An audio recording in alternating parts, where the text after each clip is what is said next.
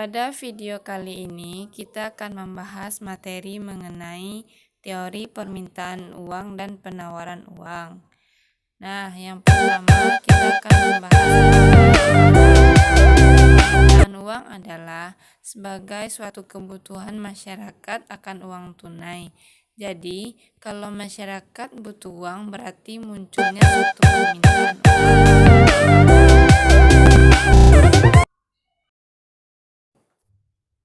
Selanjutnya yaitu berdasarkan teorinya, permintaan uang dibagi menjadi dua bagian, yaitu yang pertama, teori liquidity preference Keynes.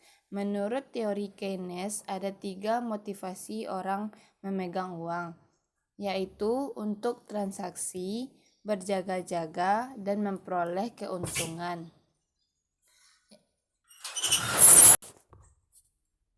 Nah, selanjutnya berdasarkan teorinya, permintaan uang dibagi menjadi dua bagian, yaitu yang pertama, teori liquidity preference Keynes, dan yang kedua, teori kuantitas atau klasik. Nah, yang pertama kita akan membahas mengenai teori liquidity preference Keynes. Menurut teori Keynes, ada 3 motivasi orang memegang uang, yaitu untuk transaksi, berjaga-jaga, dan memperoleh keuntungan. Yang pertama itu motif transaksi.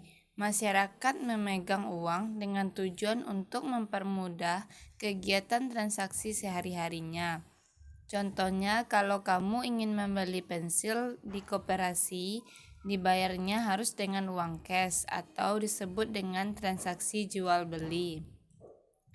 Dan yang kedua, motif berjaga-jaga, di mana motif berjaga-jaga ini untuk persiapan menghadapi hal-hal yang tidak diinginkan atau yang tidak terduga. Misalnya sakit atau mengalami kecelakaan. Kalau tidak punya tabungan, bagaimana cara membayarnya? Nah, yang ketiga, motif mendapatkan keuntungan atau disebut dengan motivasi spekulasi. Misalnya, kamu membeli emas saat harga emas sedang rendah dan menjualnya kembali saat harga emas tersebut naik. Nah, disinilah maksud dari spekulan atau selisih harga beli dan jual dapat menghasilkan keuntungan. Yang kedua yaitu teori kuantitas klasik. Teori klasik ini membahas mengenai hubungan antara penawaran dan permintaan, menitikberatkan uang dari sudut pandang dari dua tokoh besar yaitu David Ricardo dan Irving Fisher. Menurut David Ricardo, kuat atau lemahnya nilai uang sangat bergantung pada jumlah uang apabila jumlah uang berubah menjadi 2 kali lipat. Maka nilai uang akan menurun menjadi setengah dari semula. Sebaiknya apabila jumlah uang berkurang hingga setengah, maka nilai uang akan naik menjadi 2 kali lipat. Hal ini terjadi karena jumlah uang naik menjadi 2 kali lipat. Otomatis nilai uang akan menurun menjadi setengahnya. Nah, yang kedua menurut Irving Fisher, di mana perubahan nilai uang atau tingkat harga merupakan akibat adanya perubahan jumlah uang yang beredar. Bertambahnya jumlah uang yang beredar dalam masyarakat mengakibatkan turunnya nilai mata uang. Menurunnya nilai mata uang sama artinya dengan naiknya tingkat harga. Selanjutnya yaitu berdasarkan teorinya, penawaran uang dibagi menjadi dua. Yang pertama, teori penawaran uang tanpa bank.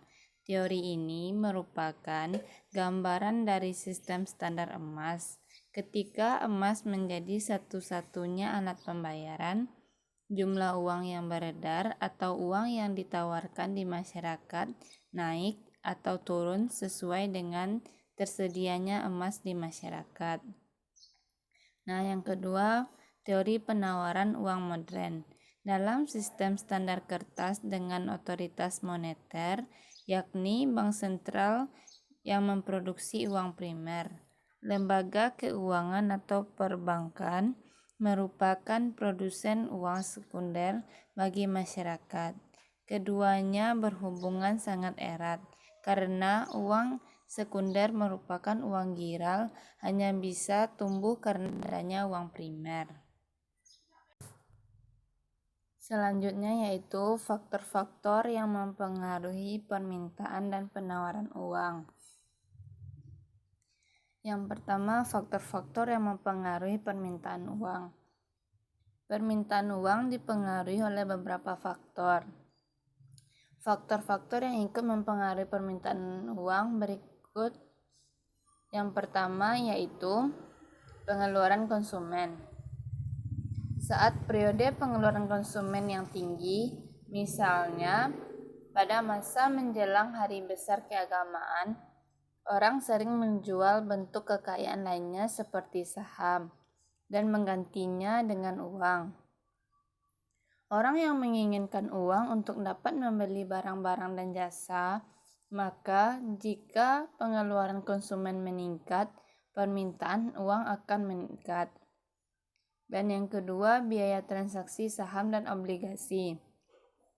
Apabila menjadi sulit atau mahal untuk membeli dan menjual saham dan obligasi dengan cepat, saham dan obligasi menjadi kurang menarik. Orang akan ingin menyimpan kekayaan mereka dalam bentuk uang, sehingga permintaan uang akan meningkat. Dan yang ketiga, perubahan harga secara umum. Jika kita mengalami inflasi, barang menjadi lebih mahal, sehingga permintaan uang meningkat. Menariknya, tingkat kepemilikan uang cenderung meningkat pada tingkat yang sama seperti harga. Jadi, sementara permintaan nominal uang meningkat, permintaan real tetap sama. Selanjutnya yaitu faktor-faktor yang mempengaruhi penawaran uang. Yang pertama, tingkat bunga. Tingkat bunga ini adalah faktor utama yang mempengaruhi jumlah uang beredar dalam perekonomian. Jika tingkat bunga terlalu tinggi, dunia usaha akan lesu. Oleh karena itu, Bank Indonesia akan menambah jumlah uang beredar sehingga tingkat bunga kembali turun. Dan yang kedua, tingkat inflasi. Tingkat inflasi yang tinggi dapat melumpuhkan perekonomian. Daya beli masyarakat menjadi rendah, perusahaan-perusahaan tidak dapat menjual barang dan jasanya, dan Bank Indonesia akan mengurangi jumlah uang yang beredar dengan cara menjual surat-surat berharga seperti SBI. Dan yang ketiga, tingkat produksi dan pendapatan nasional.